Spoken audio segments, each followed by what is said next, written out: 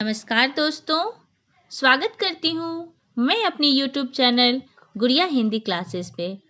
दोस्तों, आज इस वीडियो में मैं बहुत ही महत्वपूर्ण टॉपिक लेकर आई हूँ, जो कि सबके जीवन के लिए एक महत्वपूर्ण है। क्योंकि इस वीडियो में मैं आज झांसी की रानी कविता, जिसको कि सुभद्रा कुमारी चौहान द्वारा लिखी गई है, उस कविता के बारे में बताऊंगी, जिन्होंने हमारे देश के लिए किस प्रकार से बलिदान दी है। इस कविता में मैं आज पूरे कविता, आप लोग बने रहे हमारे वीडियो के साथ, देखिए अच्छे से और ढेर सारी कमेंट करके बताइए कि आपको यह कविता कैसा लगा, क्योंकि मैं बहुत ही अच्छे से समझाई हूँ। सभी बच्चे ध्यान पूर्वक देखिए, सुनिए और कमेंट कीजिए। और दोस्तों आप लोगों से मैं निवेदन करती हूँ कि आप लोग मेरे चैनल को सब्सक्राइब कर ले। बच्चों, आज हम लोग पढ़ने जा रहे हैं पाठ 10 झांसी की रानी। इसकी लेखिका है सुभद्रा कुमारी चौहान। कौन है? सुभद्रा कुमारी चौहान। आप सबों ने जरूर सुना होगा झांसी की रानी के बारे में, क्योंकि उन्होंने हमारे भारत में स्वतंत्रता संग्राम में अपनी बहुत बड़ी भूमिका दी थी।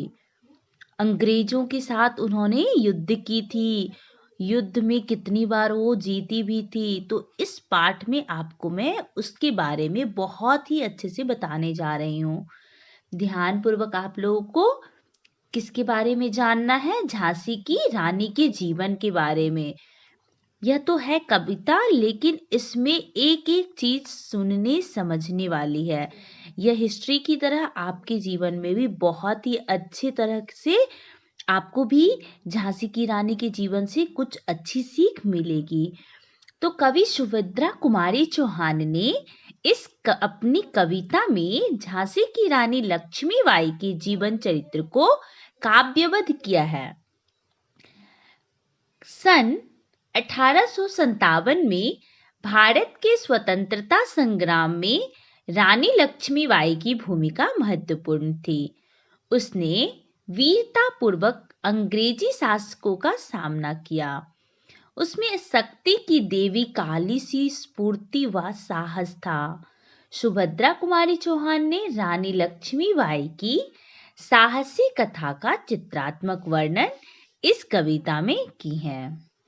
कवित्री कह रही हैं कि लेखिका का कहना है, सिंहासन हिल उठे राजवंशों ने, भ्रिकुटी तानी थी, बूढ़े भारत में भी आई, फिर से नई जवानी थी, गुमी हुई आजादी की कीमत सबने पहचानी थी, दूर फिरंगी को करने की सबने मन में ठानी थी। चमक उठी सन 57 में वह तलवार पुरानी थी, बुंदेले हर बोलो के मुंह हमने सुनी कहानी थी, खूब लड़ी मर्दानी वह तो झांसी वाली रानी थी, झांसी वाली रानी थी। अर्थात लेखिका का क्या कहना है, सन 1857 के प्रथम स्वतंत्रता संग्राम में राज सिंहासन हिल उठे, अर्थात देश के सभी देसी राजाओं में जोश आ गया था। सभी राजाओं की अंग्रेजों के विरोध में भौएं तन गई थी। सभी अपनी खोई हुई आजादी को पाने के प्रयत्न में लग गए थे। सभी को अपनी आजादी की कीमत का पता चुका था। उसको पता चल चुका था कि परिणाम स्वरूप सभी राजाओं ने अंग्रेजों को भारत से खदेड़ने का निश्चय किया। हमारे देश में उस समय जितने भी राजाओं थे, उनका क्या करना था कि उन लोगों ने अपने मन में एक योजना बनाई कि क्यों नहीं हम लोग मिलकर के भारत में जितने भी अंग्रेज हैं, सभी अंग्रेजों के विरुद्ध युद्ध करें और उनसे युद्ध करके देश से अंग्रेजों को भगाएं। यह कब की बात हो रही है? तो 1857 की बात हो रही है। सन 1857 के प्रथम स्वतंत्रता संग्राम में लक्ष्मीबाई ने अंग्रेजों के विरुद्ध युद्ध छेड़ दिया था। उसकी वीरता का सभी ने लोहा माना। झांसी की रानी ने अकेले होते हुए भी अंग्रेजों का पुरुषों की तरह सामना किया था। वह युद्ध भूमि में वीरता पूर्वक लड़ी थी। यह बात बुंदेलखंड के लोक गायक अब भी उसकी वीरता के किस्से आज भी गाते फिरते हैं। कहाँ के लोग?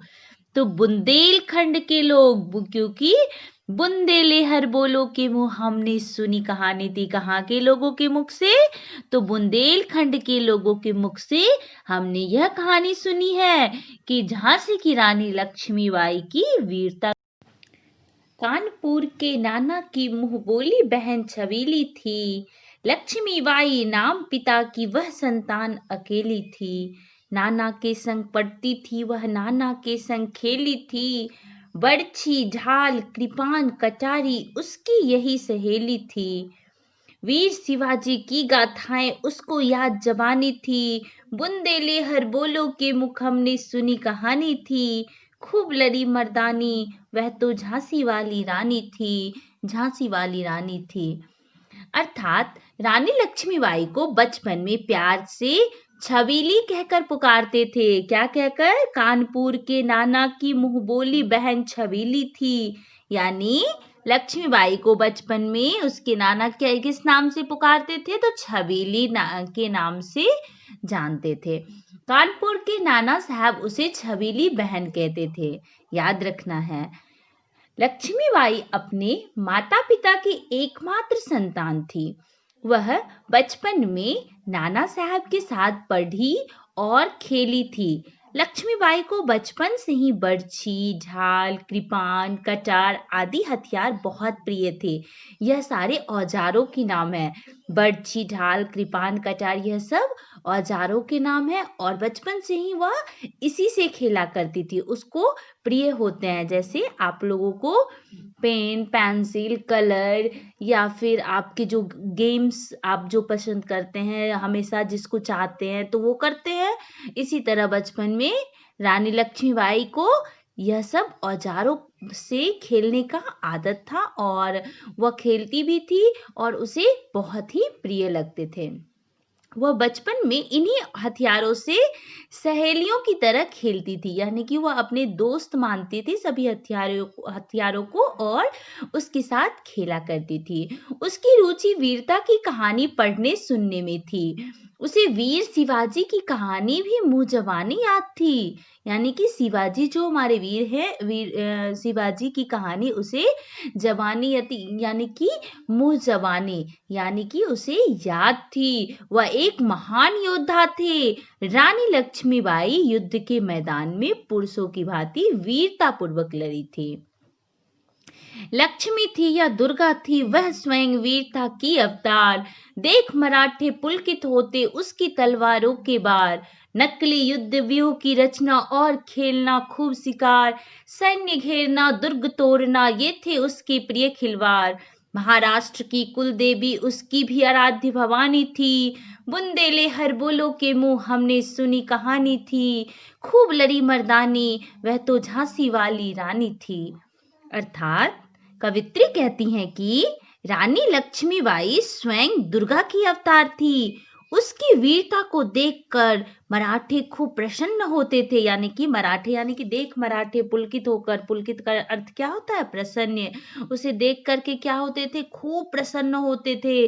उसकी तलवारों के वारों से प्रसन्न होते थे। नकली युद्ध करना, व्यूह रचना, शिकार करना, सेना को घेरना, किला तोड़ना उसके प्रिय खेल थे। यानी कि वो कैसा खेल खेलती थी?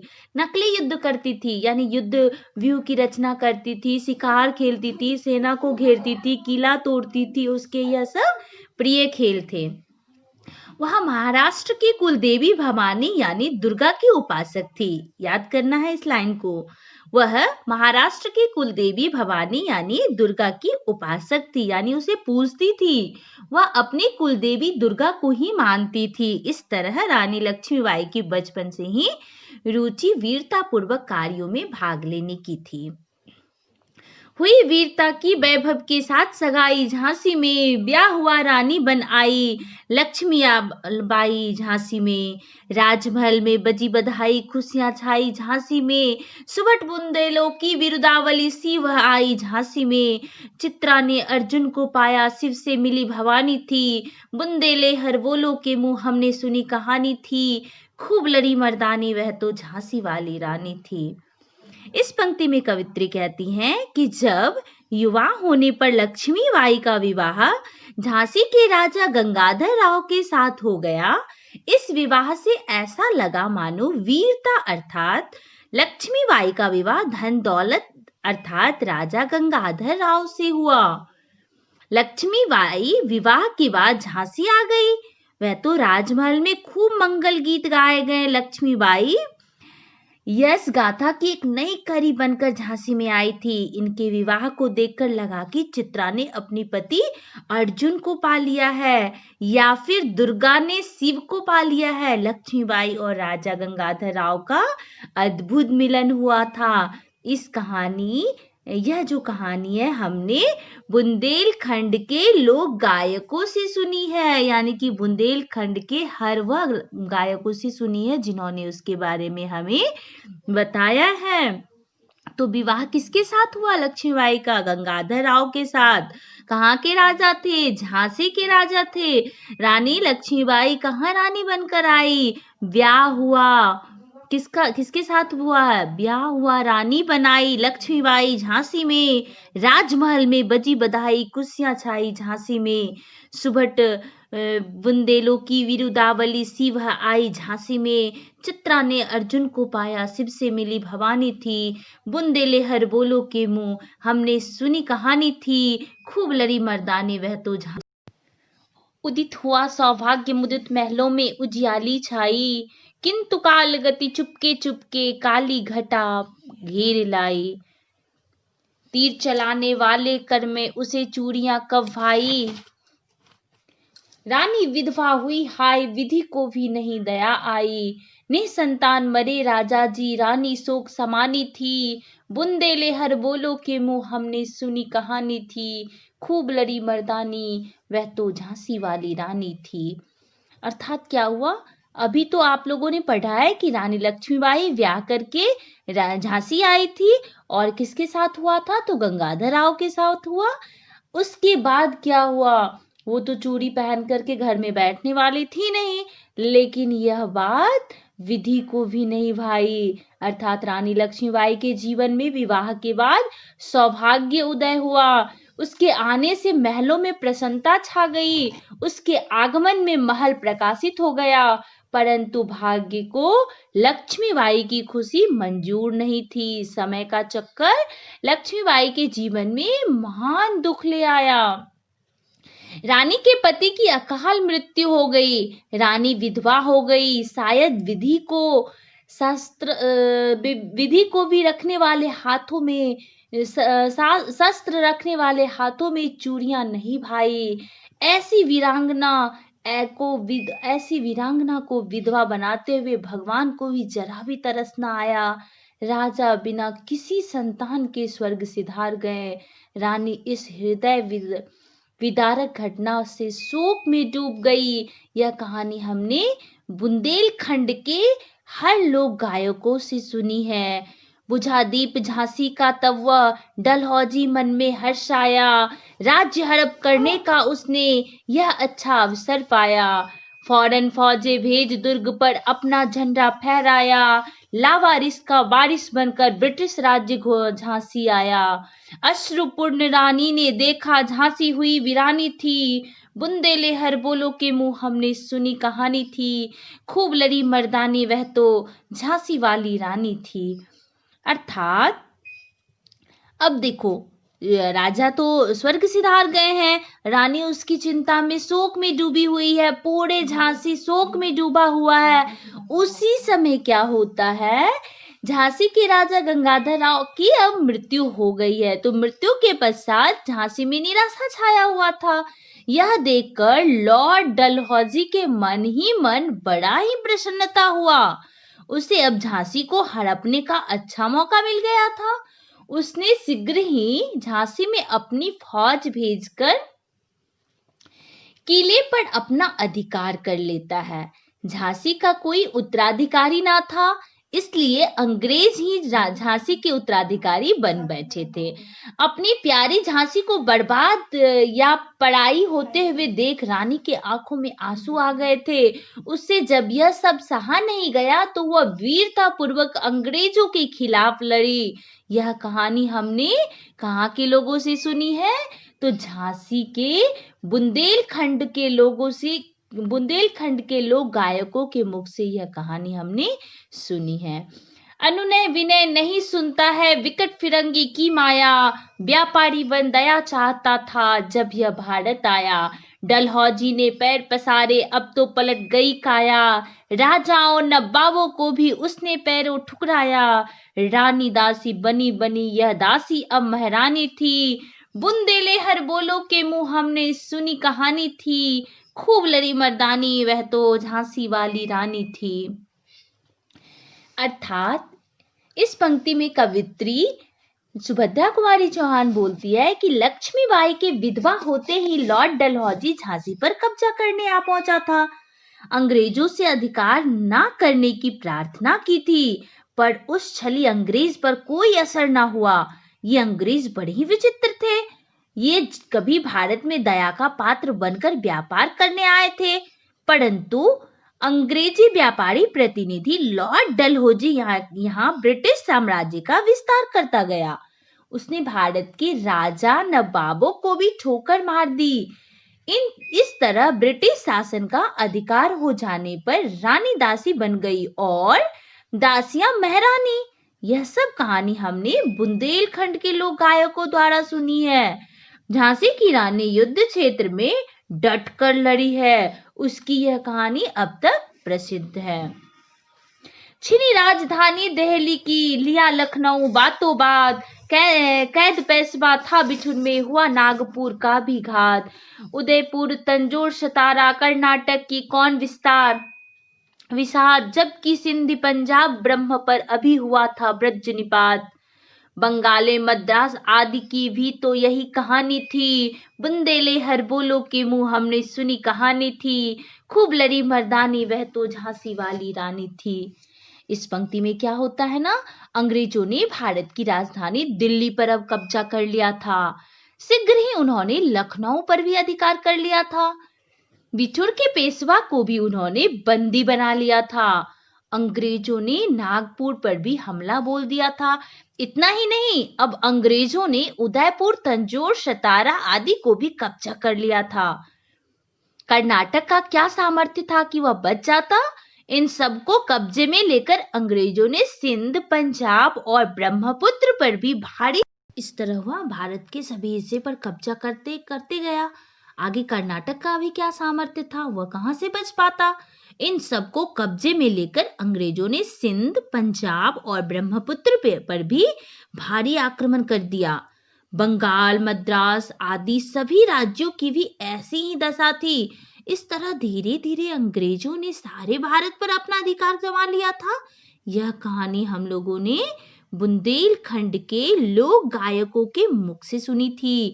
झांसी की रानी लक्ष्मीबाई अंग्रेजों के विरुद्ध खूब वीरता से लड़ी है। रानी रोई रनिवास में, बेगन गम में थी बेजार, उनके गहने कपड़े बिकते थे कलकत्ते के बाजार। सरेआम नीलाम छापते थे अंग्रेजों के अखबार, नागपुर के जेवर ले लो, लखनऊ के ले लो, नौलखा हार। यूं पर्दे की इज्जत परदेसी के हाथ बिकानी थी, बुंदेले हर बोलो के मुंह हमने सुनी कहानी थी, खूब लड़ी मर्दानी वह तो झांसी वाली रानी थी। अर्थात अब तुम लोग सुनो, अभी तक तो देश पर ही कब्जा कर रहा था, भारत के हर हिस्से पर उन्होंने कब्जा किया था, लेकिन अब देखो, अब उन्होंने अंग्रेजों ने क्या किया? अंग्रेजों के निरंतर आक्रमण से राजा और नवाब हारते जा रहे थे। रानियां अपने निवास महल में रोती रहती थी और नवाबों की बेगम भी दुख से बेहाल थी। अंग्रेज उनके कपड़े लत्ते आभूषण कलकत्ते के खुले बाजार में बेच देते थे। अंग्रेजी अखबारों में उनके सामान की बोलियों के समाचार अखबार में छापते थे। इस तरह अंग्रेज पर्दे में रहने वाली रानियों की इज्जत को खुलेआम बाजारों में बेच रहे थे। इस तरह भारतीय नारियों की खूब अपमानित किया जाता था। यह कहानी हमने बुंदेलखंड के लोक गायकों के मुख से सुनी है कि झांसी की रानी लक्ष्मीबाई वीर पुरुषों की भांति लड़ी थी, कुटियों में भी थी विषम वेदना, महलों में आहत अपमान, वीर सैनिकों के मन में था अपने पुरखों का अभिमान। नाना धुंधु पंत पेशवा जुटा रहा था सब समान, बहिन छबीली ने रणचंडी कर दिया प्रगट आहान। हुआ यज्ञ प्रारंभ उन्हें तो सोई ज्योति जगानी थी, बुंदेले हर बोलो के मुंह हमने सुनी कहानी थी, खूब लड़ी मर्दानी वह तो झांसी वाली रानी थी। अब देखो आगे क्या होता है। अंग्रेजों के आक्रमण से आहत लोगों के मन में उनके प्रति विद्रोह की भावना जाग गई थी। अब परेशान हो गए थे। कुटिया में रहने वाले लोग दुखी थे तो महलों में रहने वाले लोग अपमानित हो रहे थे। महान भारतीय वीर सैनिकों के मन में अपने पूर्वजों के प्रति गौरव जगा। अतः अंग्रेजों के विरुद्ध टकराने के लिए नाना धुंधु पंत और पेशवा प्रयत्न करने लगे। उन्हीं से प्रेरित होकर रानी ने लक्ष्मीबाई ने चंडी देवी का रूप धारण किया। उसने अंग्रेजों के विरुद्ध युद्ध करने के लिए लोगों का आह्वान किया। रानी ने भारत के लोगों के मन में चेतना जगाई। इस तरह रानी ने स्वतंत्रता के लिए सामूहिक रूप से प्रयत्न करने शुरू किए। हमने यह कहानी बुंदेलखंड के हर लोगों के मुख से सुनी है कि रानी पुरुषों की तरह वीरता से लड़ी थी। महलों ने दी आग, झोपड़ी ने ज्वाला सुलगाई थी, यह स्वतंत्रता की चिंगारी अंतरम से आई थी। झांसी चेती, दिल्ली चेती, लखनऊ लपटे छाई थी, मेरठ कानपुर पटना ने भारी धूम मचाई थी। जबलपुर कुल्हालपुर में भी कुछ हलचल उकसानी थी। बुंदेले हर बोलो के मुंह हमने सुनी कहानी थी, खूब लड़ी मर्दानी वह तो झांसी वाली रानी थी। अर्थात इस पंक्ति में रानी लक्ष्मीबाई के आह्वान पर जल्दी ही क्रांति की ज्वाला फैलने लगी थी। महलों से निकलने वाली यह क्रांति की आग देश का आम आदमी भी भड़क उठा था। स्वतंत्रता पाने की लालसा पर व्यक्ति के दिल में जागी। इस तरह झांसी, दिल्ली, लखनऊ, मेरठ, कानपुर और पटना तक यह फैल गई थी। इतना ही नहीं, जबलपुर और कोल्हालपुर में भी इसका प्रभाव पड़ा।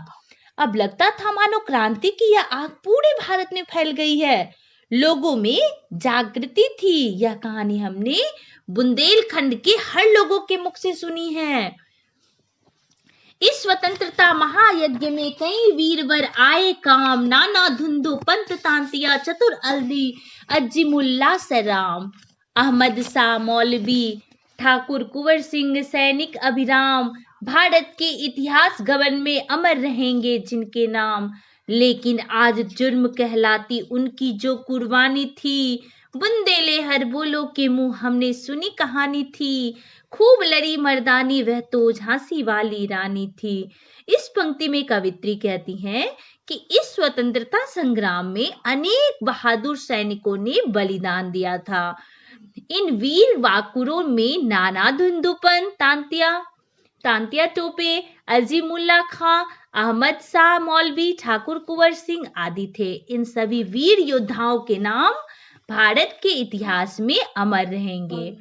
उनकी इस कुर्बानी को शायद अपराध समझा जाए, परंतु उन्होंने अपने देश के लिए जान दे दी।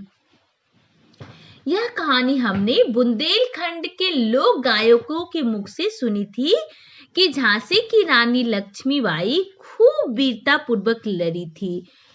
क्योंकि हम लोगों ने इनकी गाथा छोड़ चले हम झांसी के मैदानों में, जहां खड़ी लक्ष्मीबाई मर्द बनी मर्दानों में।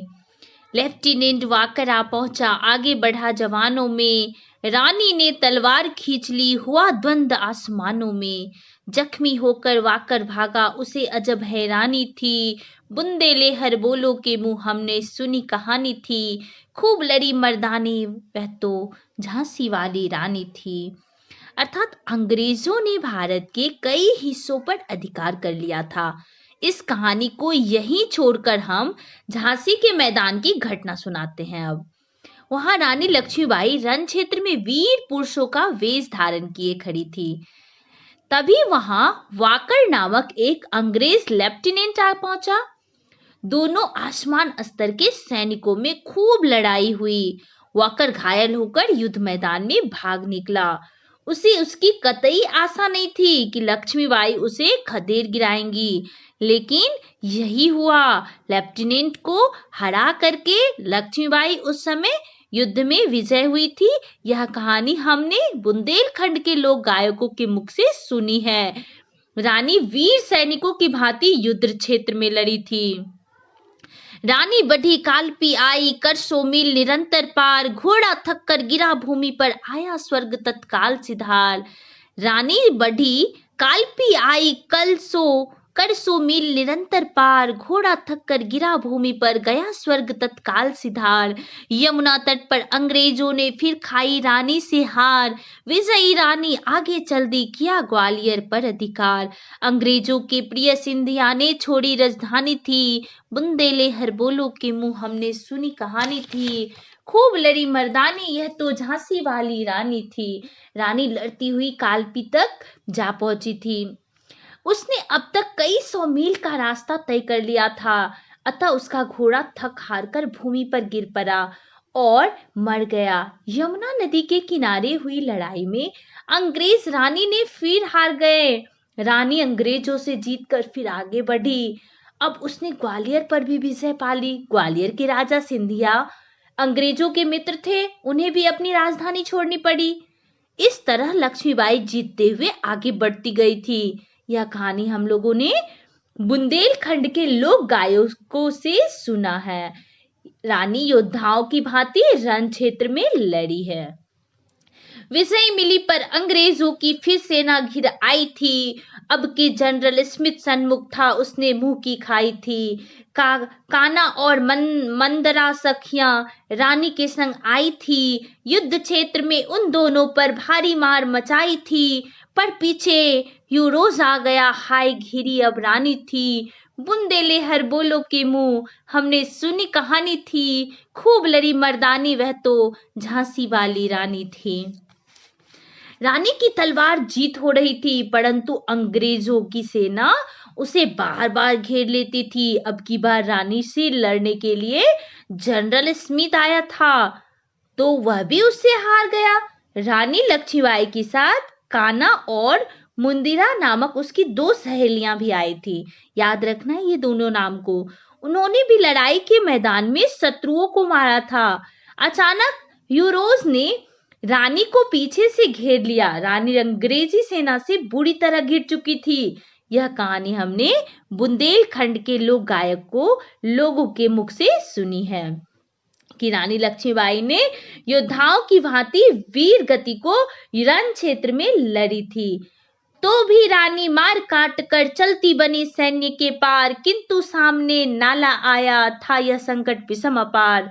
घोड़ा अड़ा नया घोड़ा था, इतने में आ गए सवार। रानी एक शत्रु बहु तेरे होने लगे वार पर वार। घायल होकर गिरी सिंघनी उसे वीर गति पानी थी। बुंदेले हर बोलो के मुंह हमने सुनी कहानी थी।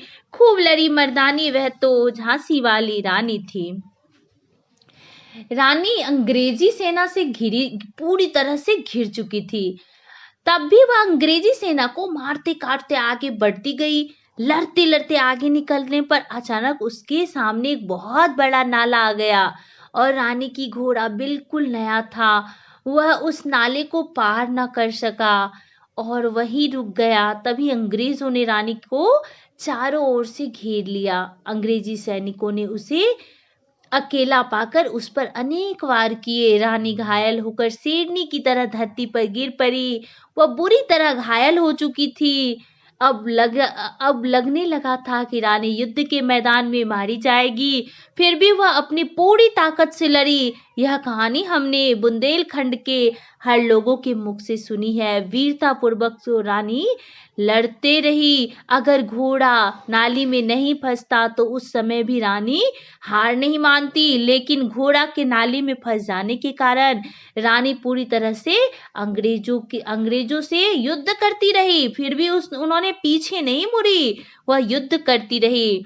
रानी गई सिद्धार्थ चिता अब उसकी दिव्य सवारी थी। मिला तेज से तेज तेज की वह सच्ची अधिकारी थी। अभी उम्र कुल 23 की थी। मनुज नहीं अवतारी थी। हमको जीवित करने आई बन स्वतंत्रता नारी थी। दिखा गई पथ सिखा गई हमको जो सीख सिखानी थी। बुंदेले हर बोलो के मुंह हमने सुनी कहानी थी। खूब लड़ी मर्दानी वह तो झांसी वाली रानी थी। झांसी वाली रानी थी।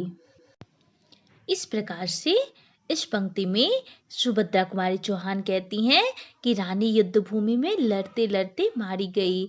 अब उनके लिए उसकी चिता ही अंतिम परंतु अलौकिक सवारी थी। इस तरह वीरता की वह मूर्ति अग्नि को भेंट हो गई।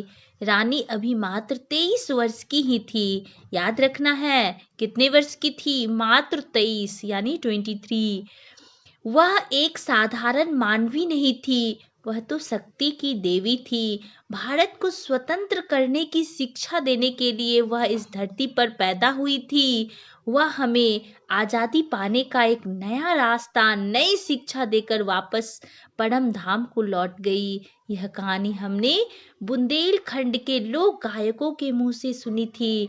रानी वीरता पूर्वक युद्ध में लड़ी थी। जाओ रानी, याद रखेंगे हम कृतज्ञ भारतवासी। यह तेरा बलिदान जावेगा, स्वतंत्रता अविनाशी। होवे चुप इतिहास लगे, सच्चाई को चाहे फांसी। हो मदमाती विजय मिटा दे, गोलों से चाहे झांसी। तेरा स्मारक तू ही होगी, तू खुद अमिट निशानी थी। बुंदेलहर बोलो के मुंह हमने सुनी कहानी थी। खूब लड़ी मर्दानी वह तो झांसी वाली रानी थी। झांसी वाली रानी थी। कवित्री सुभद्रा कुमारी चौहान इस कविता के अंत में रानी को श्रद्धांजलि देते हुए लिखती है कि रानी, हम सभी तुम्हें याद रखेंगे। हम भारतीय तुम्हारा एहसान कभी नहीं भूलेंगे। तुम्हारा बलिदान हमने त्याग की भावना जगाएगा। हमारे अंदर हमेशा एक भावना ऐसी जागृत होगी कि हमें भी ऐसी स्वतंत्रता को पा लेंगे जो कभी कष्ट ना होगी, कभी कष्ट ना होगी। इतिहास भले ही चुप रहे, सच्चाई को भले ही छिपा दिया जाए, लेकिन हमें जीत जरूर मिलेगी। स्वतंत्रता पाने की लड़ाई में भले ही हमारा सब कुछ नष्ट हो जाए, चाहे झांसी को गोलों की मार से नष्ट कर दिया जाए, लेकिन हम उस मस्ती भरी विजयी को पाकर ही दम लेंगे। तुम्हारा स्मारक बनवाने की कोई आवश्यकता नहीं है। तुम स्वयं ही हमारे लिए एक स्मारक हो। कितनी अच्छी बात बोल रही है। तुम स्वयं ही हमारे लिए एक स्मारक हो। तुम्हारी निशानी को कोई नहीं मिटा सकता है। यह कहानी हमने बुंदेलखंड के लोक गायकों के मुख से सुनी थी। रानी झांसी की रानी लक्ष्मीबाई युद्ध के मैदान में वीर सैनिकों की भांति लड़ी थी। बच्चों, आप सबों ने इस कहानी को, इस कविता को बहुत ही अच्छे तरीके से पढ़ लिए हैं, समझ लिए हैं। मैं उम्मीद कर रही हूँ कि यह पाठ आपको बहुत ही अच्छा लगा होगा। इस कविता के जो कवि हैं, लेखिका है, वह सुभद्रा कुमारी चौहान है। वह भी बहुत ही प्रसिद्ध लेखिका है। लेखिका इस कविता के द्वारा हमें एक ऐसी इतिहास के बारे में बताई है जो हमारे भारतवासियों ने अपने आंखों से देखी है, युद्ध में लड़ी है। हमारे देश में ऐसे महान वीर और माँ दुर्गा की अवतार बोलो या माँ काली की अवतार बोलो, ऐसी देवी आई थी जो कि अपने जीवन की कुर्बानी हमें, हमारे देश को आज़ादी देने के लिए दी थी। हमारे देश में आज़ादी दिलवाने के लिए सबके मन में, भारतीयों के मन में जो उन्होंने उत्साह जगाई थी, उसे हम लोग नहीं भूल सकते हैं। तो आप लोगों को यह कविता पढ़ने की आदत डालनी होगी, क्योंकि यह जो कविता है एक बहुत ही वीरता पूर्वक गाया गया है, लिखा गया है। तो आप लोग बड़े भी हो जाएंगे तो भी इस कविता को याद रखेंगे। तो मैं आप सबों से यही कहना चाहती हूँ कि सारे बच्चे इस कविता की पंक्ति पढ़ करके किस प्रकार से पढ़ना है, आप एक बार मेरी वीडियो को अच्छे से सुन लीजिएगा और उसके बाद आप अभ्यास कीजिएगा ताकि आपको अच्छा लगे और आपके मन भी यह जागृत हो कि हमें भी कुछ करना चाहिए अपने देश के लिए। भले ही एक ही कदम सही, लेकिन एक कदम आप सबों को भी अपने देश के नाम करने के लिए सोचने का कोशिश करना चाहिए। जिस प्रकार